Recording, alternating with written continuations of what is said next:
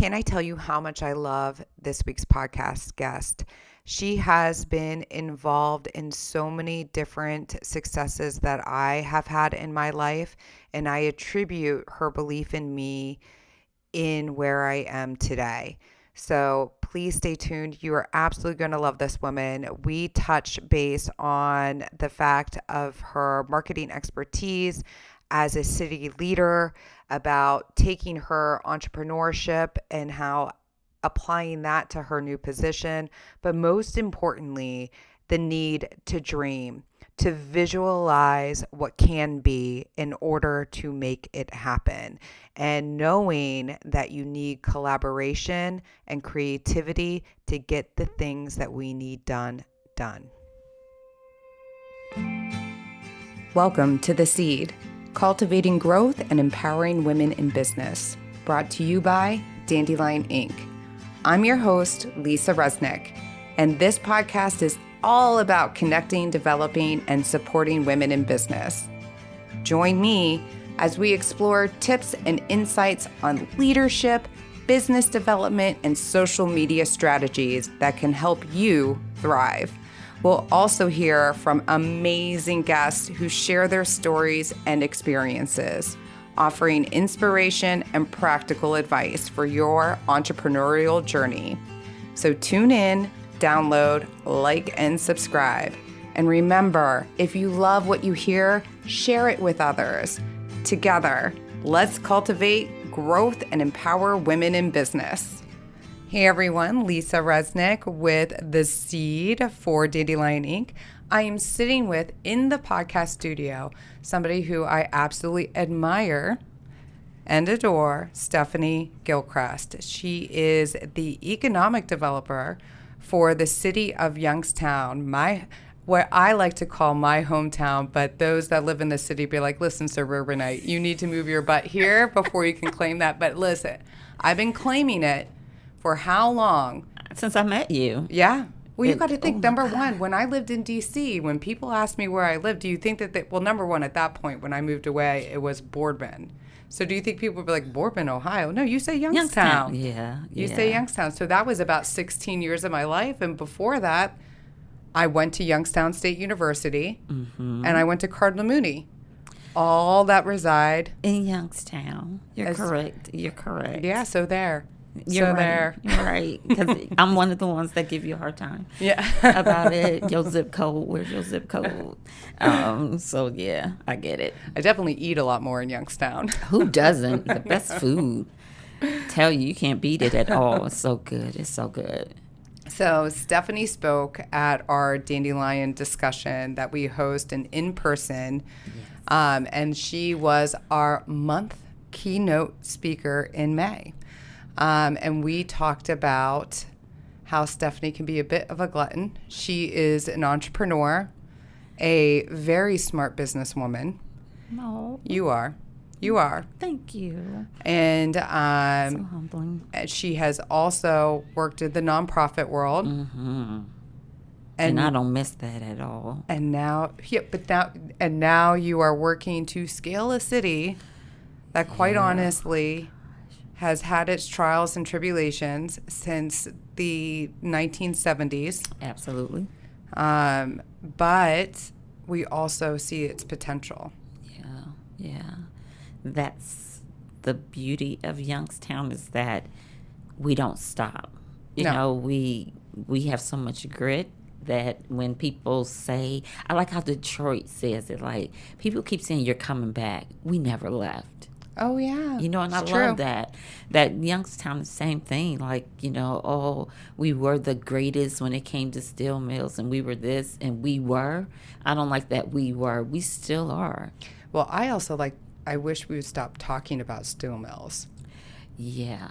How do we shift? That's one of my biggest challenges. I think, number one, my opinion on a marketing side would be lessons learned of attaching our valley to a specific industry, because we know as life progresses, advances, shifts in industry are inevitable. Yes. So if you tie your brand to a specific industry, when really there is no need to, Yeah, yeah. then you are limiting your reach. And you're also putting yourself at risk that what if that industry shifts direction and you no longer fit that mold for them? I think that's why people are afraid too, because now we're becoming known. You know how they were trying to call us the Voltage Valley. I know. I was against that too. I like it. It's a great. But you're putting kitschy. limits. But you're putting kitschy. Limits. Yes. So I like that. But you're putting limits. Yeah, and I think when you think Youngstown, right? Well, I love that they call us throughout the nation. And as I grow in this position as economic development director and attending a lot of classes to get certified and being with the other economic developers throughout the state, what I love is they always call us a legacy city. Oh, that's nice. I like and there's that. only a handful of legacy cities in the state of Ohio. But I look at that and I say that's what we should be called. That's legacy. what we should be promoting and marketing Absolutely. as ourselves as. And the other thing that you mentioned that I think we also need to promote is the fact that our people here are truly our gems. They are. When you talked about the grit, how we're still here and never left, I think focus on that aspect and market that, because who wouldn't want to be around awesome people? Absolutely. Right? Absolutely. I mean, I come from an organization, literally. When I say I worked for the Youngstown Business Incubator before coming here, that already gives me street cred in the business world and throughout the state and nation, actually. And when I'm sitting in meetings and I'm hearing the progress, and I'm like, God, we are such a gem. When you think about, we're the first advanced manufacturing hub in the nation, was right here in our backyard, downtown Youngstown.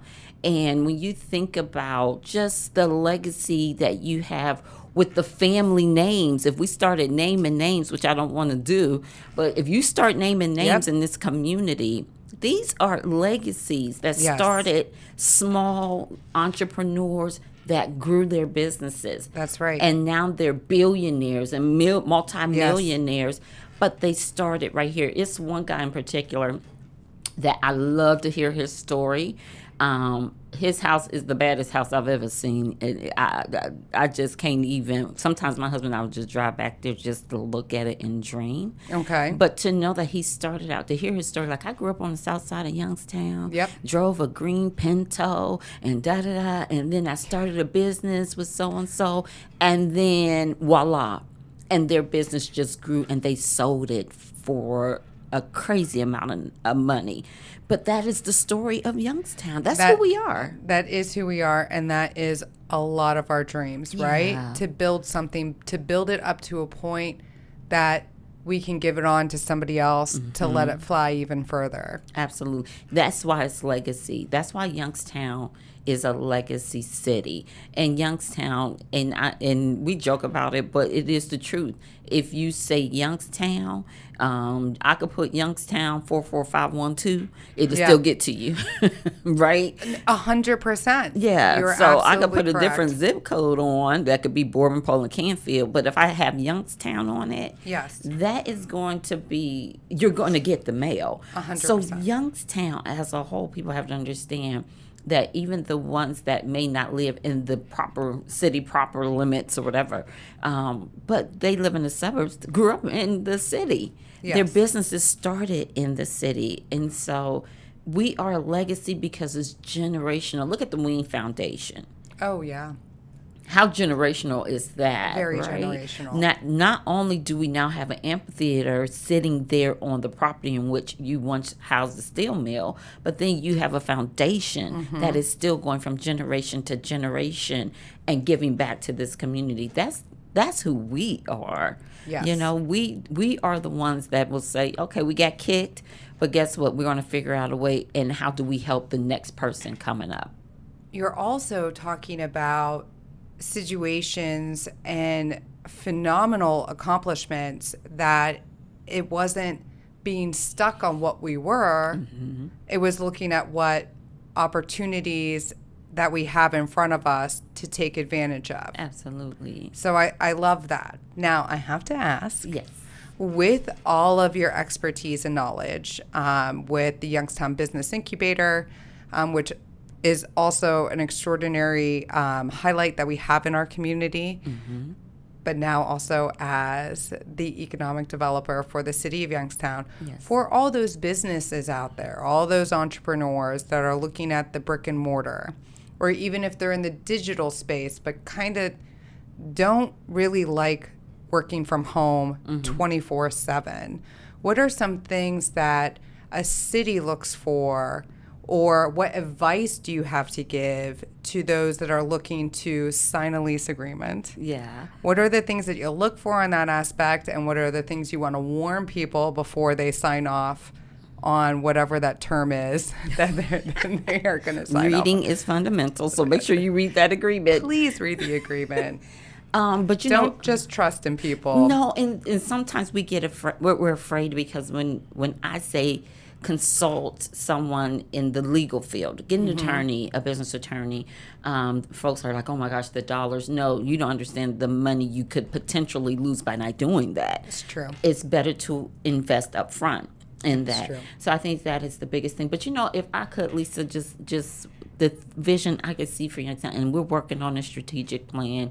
I've been going through plans from 2015 with EAG when they first started out and looking at their vision for downtown. It's amazing that we are starting to see a lot of that stuff come to pass. We've had some hiccups because who expected COVID? Who expected an explode? Right? There's some hiccups that are happening. But throughout the city, what I would love to see, and I had the conversation, and our land bank director, his name is Steven. Viral Shack. Shout out to Steven. Steven, I know I get on his nerves because I'm like every day I'm like, Steven, he be like, oh boy. And that's his response to me, but it's endearing and loving. But he knows I'm like, hey, we have this plaza sitting. How can we make this entrepreneurship grow? Yeah. And so with the vacancies that we're looking into how to revitalize those, right? Get some partners, because you can't do a city. We cannot do it by ourselves. No. Right? We need private investors and our community engaged. And so I would love to see places where you can have a short-term lease. Let's try it out. Yeah. Because I know that side of entrepreneurship as well, coming up with startups and helping startups. Yes, exactly. Signing a year lease is scary. Or some folks signing 5 years. I'm like, well, no one wants to do a 5-year commitment unless you know you're that company. You have scale to that potential. But when you're a startup, I would love to see us have more spaces that are flexible, more co-working, where, you know what, I don't want to work at home today. So come on in, downtown where there are some mixed-use spaces, pop in, sit down, open up your laptop. As a matter of fact, we got a little conference room. You could have a meeting there. Like, those are things I want to see, because we're not going to be the downtown or the city where there were multiple offices and businesses downtown. We're moving to a whole nother mixed-use era. Which is phenomenal. And you and I have had this discussion in the past of the most sustainable city that you can have is when you have a healthy mix of office, retail, and residential. Because when one is hurting, you have your other two pillars that are able to help sustain. Right. And see, that's the thing. The Smart 2 project, which is the construction that's happening downtown, a lot of people did not understand the concept. But it was almost like we were foreseeing the future, right? Like before COVID came and people scattered. Yes. It was like we were ahead of our time. So let's twist the narrative on that. We were ahead of our time.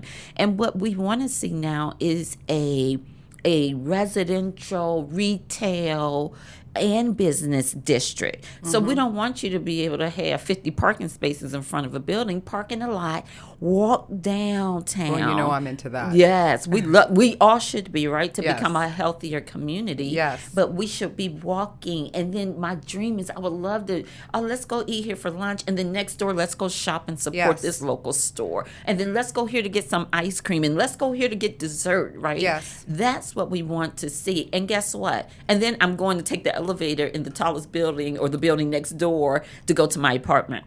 Yes. Or my penthouse. Or I'm going around the corner because now I live within the city because we have new housing development. Or I live on Lake McKelvey Lake. You know what I mean? That's what we want to see happen. That is what, at least I'm going to say, we want to see. But I think more than anything, that's just like my dream. So all of this is reminding me very much of a life of an entrepreneur and their own business. Absolutely. Making sure that you have more than one pillar to help sustain yourself. Yes. Multiple streams Yes. of income. Yes, ma'am. Yes. having the ideas and the dreams and the vision for your growth, the passion behind it. And not only that, but it's also knowing that this is going to take time. Yes. That you section it out and dive into it little by little. Master one, check that off, move on to the other, check that off, and collaborate and partner with other private entities and public entities to make it happen as well, because you're only one person. Only one person. And our staff, the community planning economic development team, whom I love working with every day. I think on our floor, we're the 4th floor of City Hall, and I always say, like, next door's law. And the new law director is there, who's phenomenal, and Judge Lou Dapperly, oh my gosh, whom I just love. That's the judge for us. Like, we love him, never want him to leave. And then our department, but we're small. It's only a few of us. And we all have this vision, like, we want to change the city. And it's great stuff. But like you said, we have to learn, okay, what's the first priority? And it's really challenging sometimes because you step in. And for me, my heart is with the entrepreneur, right? Because that's how I started this journey with my husband as a small business owner. I get it. I get the struggle. But you literally have brought that mindset. Yeah. And those tactics and strategies into every single position that you've had. So I think it's experience, right? It's no different than, like, when I talk about you, it's so hard to describe to folks who you really are, because I'm like, she encompasses so much when it comes to getting things done, and her passion, her heart for entrepreneurs, for women, for the city, right? And so I think for us, it's just that it's our experience. It's what we know. And so we don't have a choice but to bring that passion, you know what I mean? That expertise. It also stems from definitely being challenged. Yes, for both of us. It does. Both of us. It does, yes. Being challenged, being questioned, and our desire to succeed and excel. This doesn't mean that we have to be the first ones crossing the finish line. Right. But we're going to make sure that we cross that finish line. Absolutely. It's always about, for me, some people think it is about the glitz and the name. It is not about it. It's not it. But when you're doing the work, unfortunately, one of my mentors said, Stephanie, it comes along with it. You have to just accept it. And I'm like, but I don't want to. Which is hard. Right. Because you're like, but this isn't what, it's the whole, like I like being the person in the background. Yes.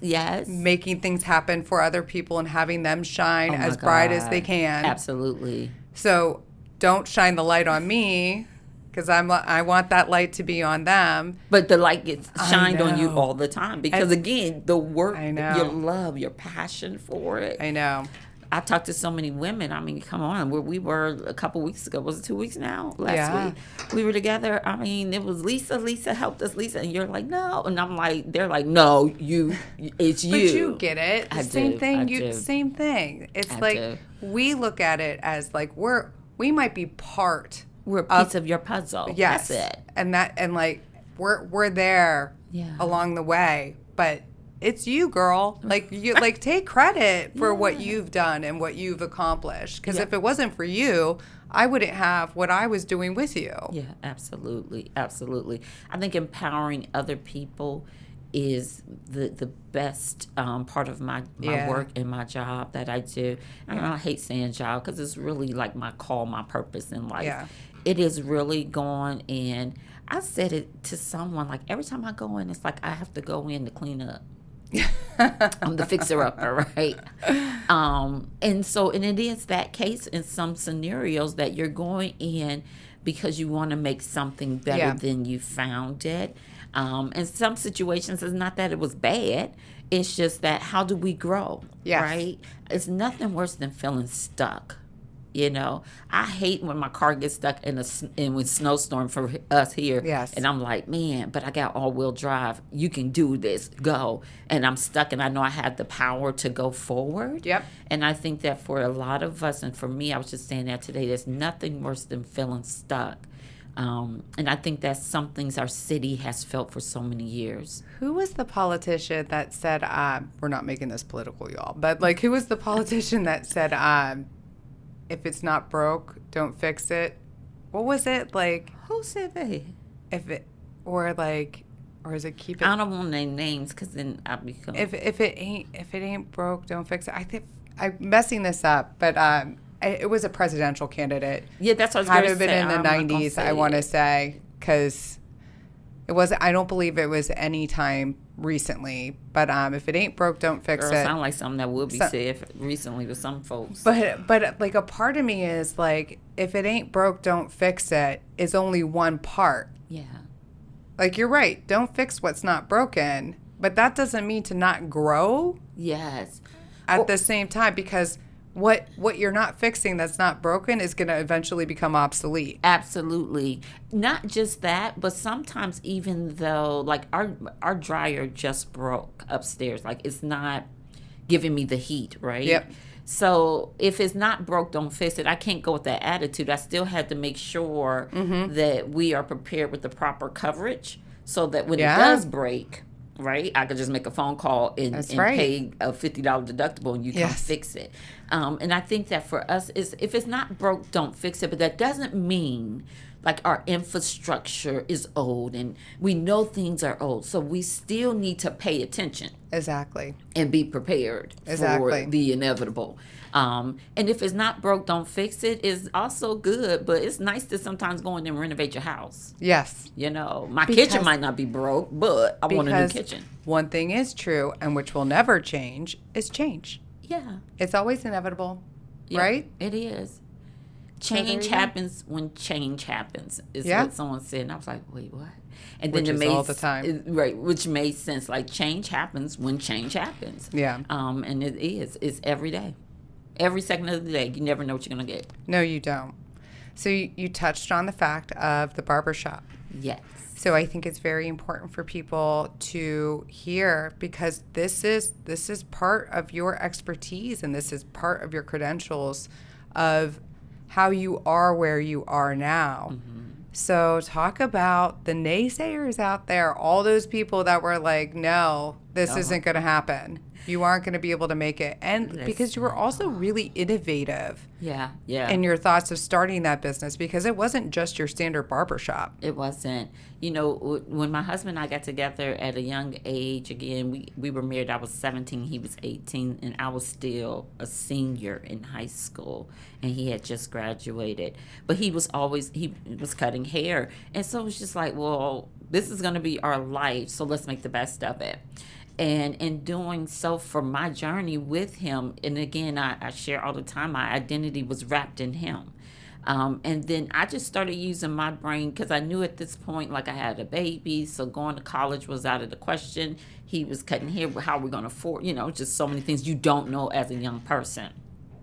But as I grew into who I am today, just working beside him, I knew even then, let's make the best of this, right? So my husband has this thing where he's always the last one to figure it out, right? Everyone around like, we can do this. Let's do this. No. And then after a while, it's like he wakes up like, oh, I have an idea. Let's do it. And we're like, I've been saying this forever. And so we have a good friend who at the time was in the music industry making good dollars. And he was always that one like, let's open up this shop, We're like, no, not yet.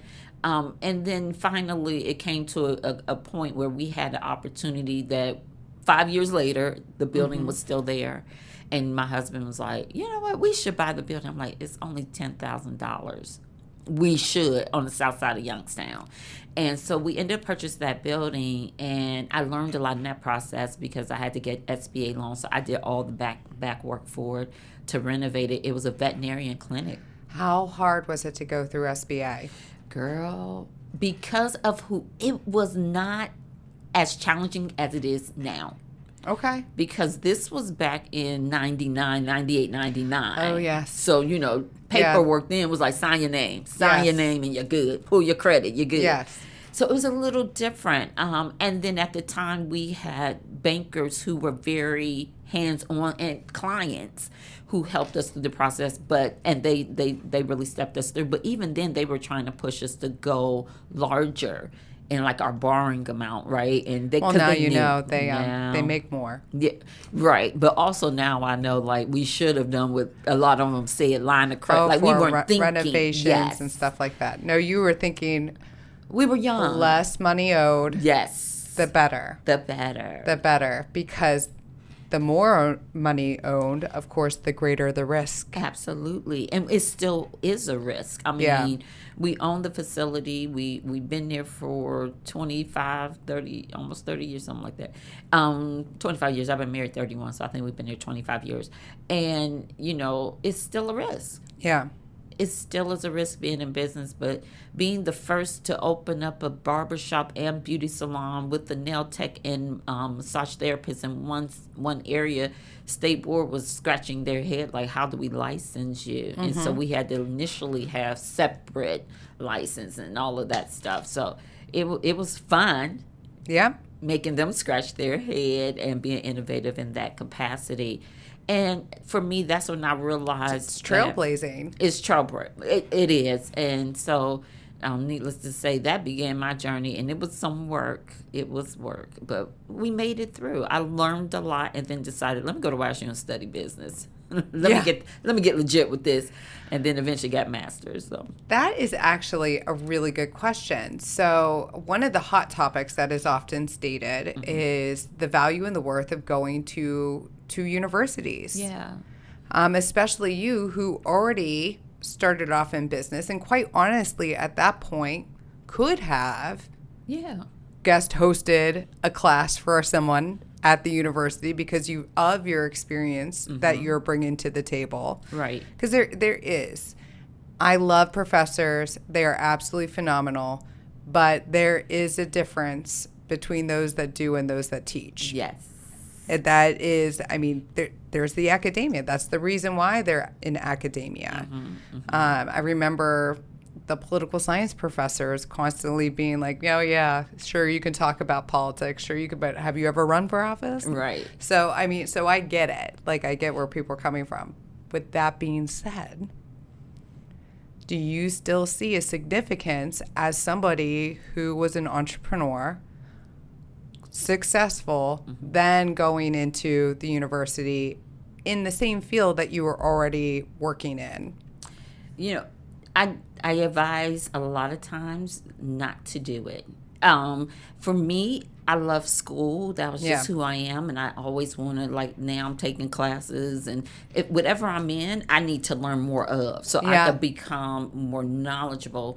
Hoping I get those people who have been through it to give me their experiences and their knowledge, right? Because there's that whole community. There's a whole community. But recently I had to speak with some young folks at one of our local schools. And, I told them, I said, how many of you are interested in college? And literally 2, which was less than 1% of the class, raised their hand. Holy cow.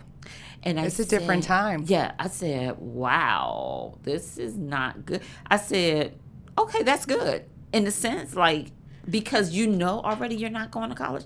If you struggle in high school, please don't try to do college life. Because it's going to be more costly. It's going to be more costly. Yeah. But then I said, well, what do you want to do? And I joke that it took me like 6 years or 5 years to graduate, but trust me, it's very costly. It is costly if you're not ready. Yep. I went at an age where I was like, let me get out of here. Let me get it. And I did it in 4 years.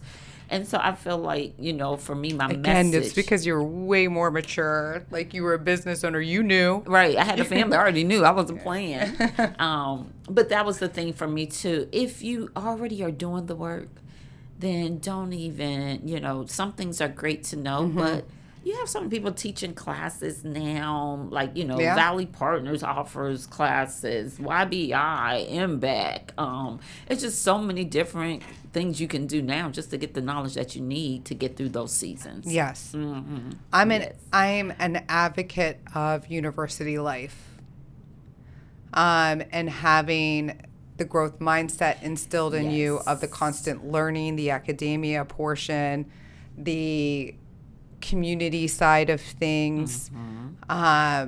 It's one of those things I advocate. I'm a proponent of that, but I also get the other. Me too. And I'm like, this isn't in life.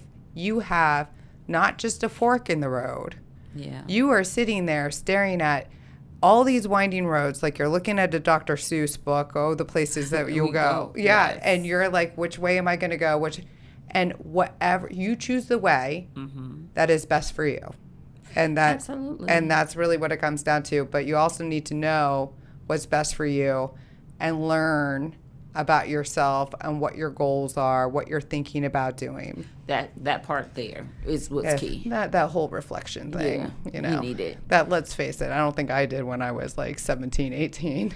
No. I don't think I did that until I was like 35, 40. Oh my gosh. I think there's seasons where we go back and reflect again, every 7 to 10 years, The acts of our life. I know. My God, it's so crazy. So what was the one thing that you have taken from being a business owner that you make sure with everyone that you speak to, whether it is coming into the city of Youngstown and filling that gap or that void with whatever they're selling or service that they have out there, to those that you counseled with the Youngstown Business Incubator? What's that one piece that you wanted to make sure that was driven into them, that they understood? Understanding what it means to access capital. I think that a lot of times, so many of the businesses we know, and even in this role today, I still get phone calls on, okay, we have a business, we don't have enough capital. It all begins with that, projections, understanding things happen. So how much do you need? And where are you going to get it from? And your first investor is your 9 to 5. And I tell them that, until your business takes off, like it's doing crazy stuff, then you need to work because you still need the benefits. You still need, you know what I mean? You still need to invest in the business. So I think understanding what it means to have capital, what money means, and all of that stuff is so important. And a lot of that happens, especially in my community, the minority community. It's like my husband and I say, boy, we don't drive with 4 wheels, we drive with 3. We're always missing a wheel, and I think it's because of a lack of confidence and knowing that we can have what our counterparts have, and we can achieve. 100%. It's just you have to believe in yourself, and you have to deliver on what you say you're going to do. That's what's key. Yes. Do what you say. One of my other pet peeves. Do not overpromise and underdeliver. Never, ever. And that, to me, I would think that it's such an easy fix, but it seems to not be, because I'll even be direct with people that have already done it and be like, stop doing it. And I'll even say to them, if you're telling me this time, I'm going to tell you this time, because that's probably actually more achievable for you. Right. Like, be real with yourself. Be real with who you're communicating with. So that is huge. Absolutely. But you are right. One of the things, and you are talking about this, like in the minority community, everything that they have gone through in this area and where you're trying to create that generational wealth, all of the things, it is the biggest stumbling block is that confidence in yourself, because of instances throughout your life as a child of it's the chipping away. Yeah. It's the chipping away. So and especially women too, because women, I've encountered with the women's program, doing that program was my heartbeat because I was really passionate about the women. Because it's so many women that have been verbally abused and feeling not worthy. Yeah, like I don't deserve to sit in the room with. Why? Because you're a female? Please. It's like, how many times can you say something and you not be heard? Yes, I agree. It's difficult. And that right there is the most challenging thing when you're shushed as a woman. Yes. And you but I know the answer, but okay. Yes. And you have to watch stuff crumble and fall because no one wants to listen to your voice. Nobody wants to hear it. Mm-hmm. Absolutely. I'm always like, if somebody's telling me something that I don't want to hear, that I think is going to limit me or it's causing some sort of conflict, some challenge. Yeah. Because women, we tend to acknowledge risk and bring up the risk. We do. That doesn't mean we're adverse to it. That just means we're thinking. Anytime something like that puts me in that space, I'm like, all right, let's think about it. Because if it's being brought up, there's legitimacy to it being said. I got you. Yeah, it's true. And I think that also we as women, and I say it all the time, our minds are so different because we were created to give birth to things and nurture things. So when we look at businesses and we look at ideas, we're looking at the total phase of it all. We take into account that, okay, this is an idea, and then next step is this. And sometimes that drive, men just like, give me the bottom line and just bottom line it for me. But what's funny about that, though? When you talk about the three wheels, I also think, like, when looking at the three wheels, I'm also like, there is such a financial literacy. Yeah. When you talk about knowing capital. Yeah. And that is where men are typically stronger than women. Absolutely. My grandmother, growing up, my mother's mom, she did not drive. She didn't handle the Neither did my grandma. Right. So that's some things are generational too, that you just have to consider that it wasn't instilled like you better, that you can be married and have a husband and a family and have that balance, but you still need to know when you need to stop being a lamb and become the lioness. And I think that we still as women struggle with that. Yes. We do. Yes, we definitely do. Stephanie, I absolutely love you. I love you. I'm so glad I met you. I don't know how many years ago now. Jeez. I know. Well, it couldn't have been more than 7 years ago. Because I was with the nonprofit. I was with IM at the time, right? And I moved back here in 2016. Oh, that's, I think, when we met then. Yeah. It'll be 8 years, end of June. Wow. Yep. That's crazy. Yep. And I'm loving it. I know. It feels good to be home. Yeah. It does feel good. We had a business, and I love saying it now to them when they that just did a ribbon cutting last week, and I'm so excited to have them in our city, Mars Electric, and I just said to them, welcome home. Yeah. Welcome home, because Youngstown is that place. We are a good, tight community, and even when we fall out, we still love each other and have each other's back. So it's just a welcome home family. So there you go. Everybody out there listening, think about the city of Youngstown and know that you can always be welcomed home. That's right. Thank you, Lisa. Thank you. I really appreciate you. More than you know. I appreciate you. All right. And all you do. Thank you, everyone, for listening in to The Seed. If you'd like to receive our weekly newsletter, go to Dandelion-Inc.com and click Let's Connect. And please be sure to subscribe to the Seeds podcast to hear more inspiring stories from other badass women that are all around us. Remember, behind every woman is a tribe of other successful women who have their back. To you all, thank you.